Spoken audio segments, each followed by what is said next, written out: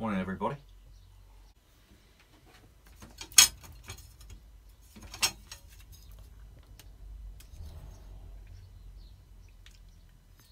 That'll do it.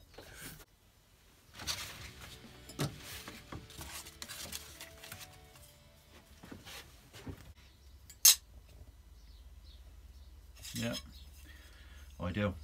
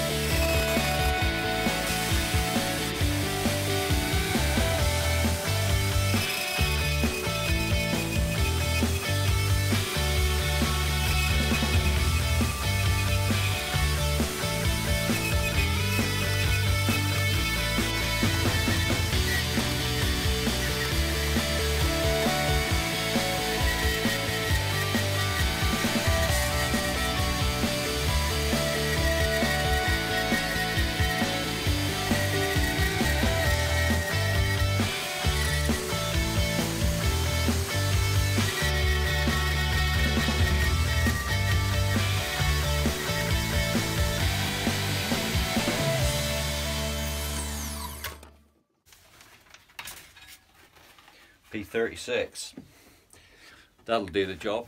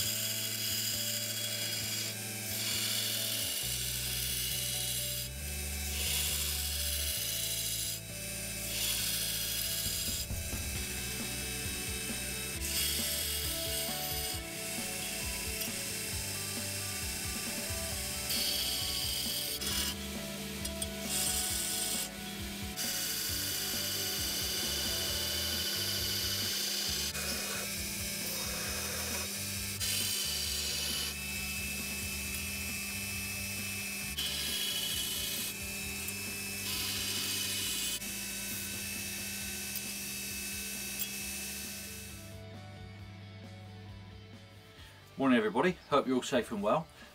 What I thought I'd do is do a knife build again, or making a knife again, because it's been a while and obviously the way I do things has changed a bit. So we're going to make an X, and I'm going to make this one with an Antler handle. Now I use a template as you've seen, but every single X I make is different because I only use it as a rough guide, and I want the knife to speak to me every day. So sometimes I'll do curved back, sometimes I do, you know, completely different things. So let's just see what happens, shall we? Right, let's get on with it. Just to kind of add on to that, this is an Antler handle one that I'm making at this stage. These pins aren't part of it, they're just in to hold it together. But you can see the different shape. So like I say, this antler was this shaped, so I've made it to the knife, and it just feels beautiful. So next stage, where's your blade going to go? The blade's going to be there, isn't it, roughly, right? And again, I don't personally mark stuff out. I do it organically because that's the way I like it. So, and then I'll just do it where I think they'll look good. So that's where they're going to be today. Alright, let's get these holes drilled.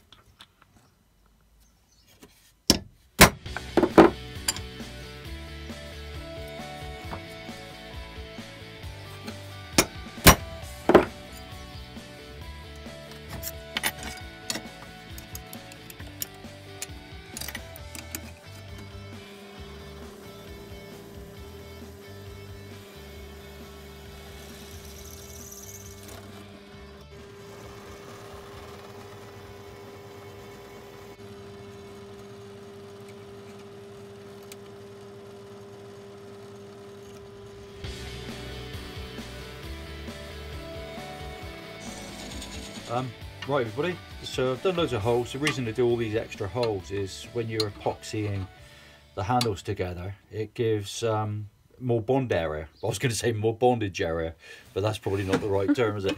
But it gives it more area, more surface area for the epoxy to grip onto, so it, you know, a better grip. So what I'm going to do now is I'm going to countersink these holes, and the reason to do that is when you come to heat treating, you don't want straight edges like this, because if you do, you can get issues. I never have had, but you can. So I countersink them all anyway. So let's do that.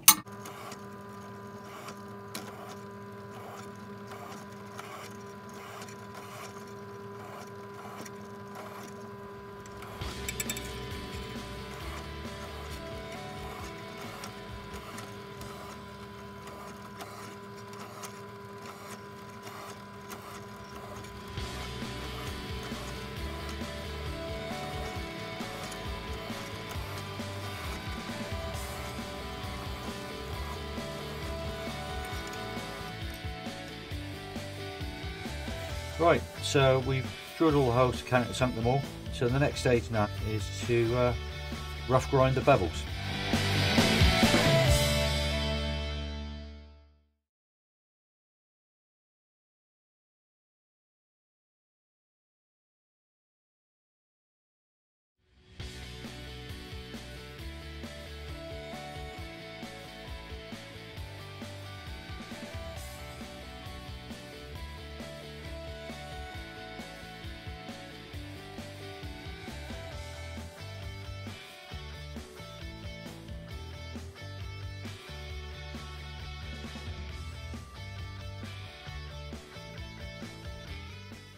Right, this is a file guide. Now I never used to use these. Little plug for a TR maker. Very good service, really good guy. And the kit's good. And the whole idea of this, it sort of feels like cheating really, but it makes such a difference. You set your file guide up to this. Now this is carbide, which is extremely tough. You've got to be careful with ceramic belts, but with oxide belts and things, you're pretty good with it. And it isn't really touched by anything, so you can use this. And what I'll do now, I'm not going to bore you, but I'll clamp all this together, and then that means that I'll get really straight plunge lines, which makes a hell of a difference just to the quality of the knives you're making. So we'll get this one set up and I'll show you what we do next. Right, so this is a knife jig. I do freehand stuff when I'm making things, but I also use this as well, because if it's going out to someone, I want it spot on. So the whole idea of this is that I can clamp this to this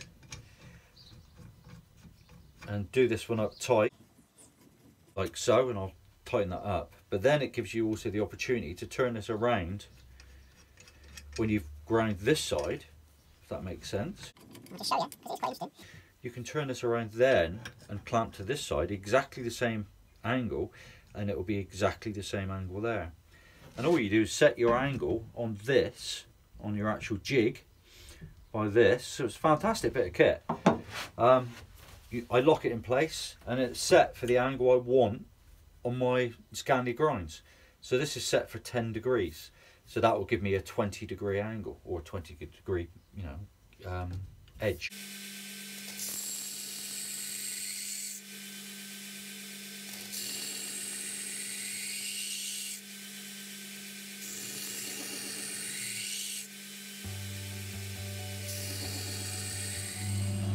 Right, so you see it didn't take long, and that's just the rough grind, but you can see what I mean.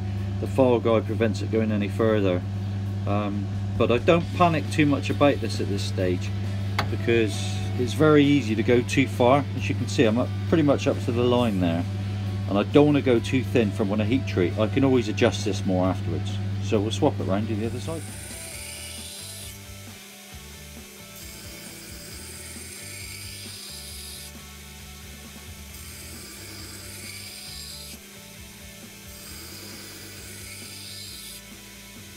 See, there we are, roughly ground in, and I leave a bit of meat on there for heat treating, and then we just tidy it up and equal them up when we finished.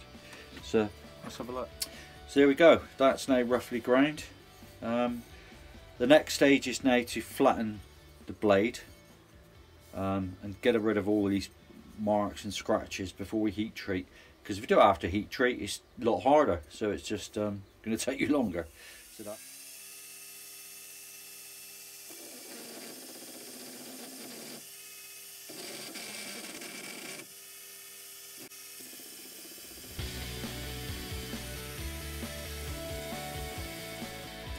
right, so there we go.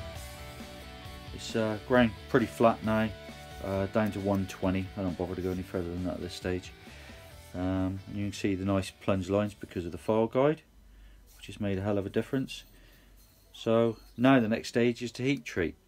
Now you've all seen me do heat treats loads of times, and what I might do is use a little bit of the video at this stage just to show you what I do. But what we're going to do now is have a look at the handle material we're going to use. So let's have a look at some Antler.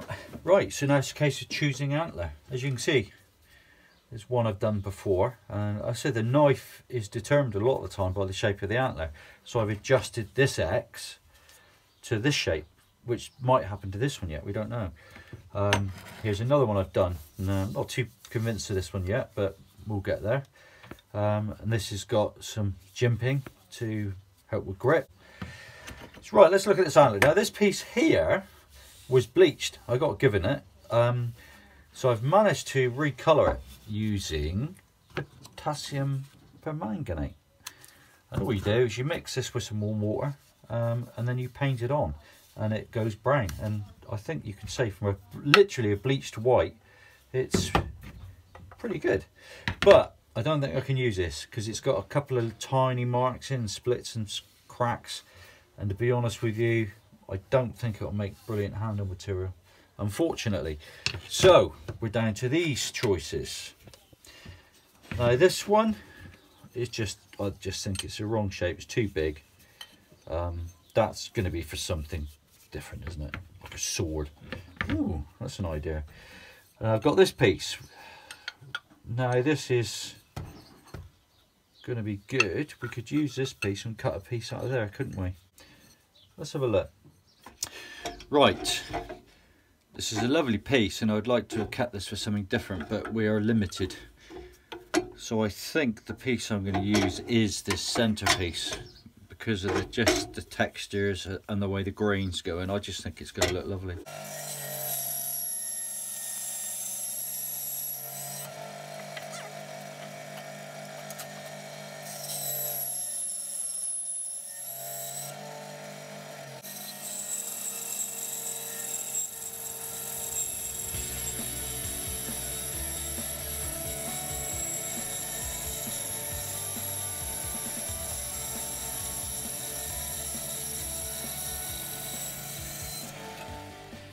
Right, so that's that cut in half, and as you can see we're getting a slight design on knife now, whereas where I leave meat on here so that we can change things if we need to, but obviously they're way too thick.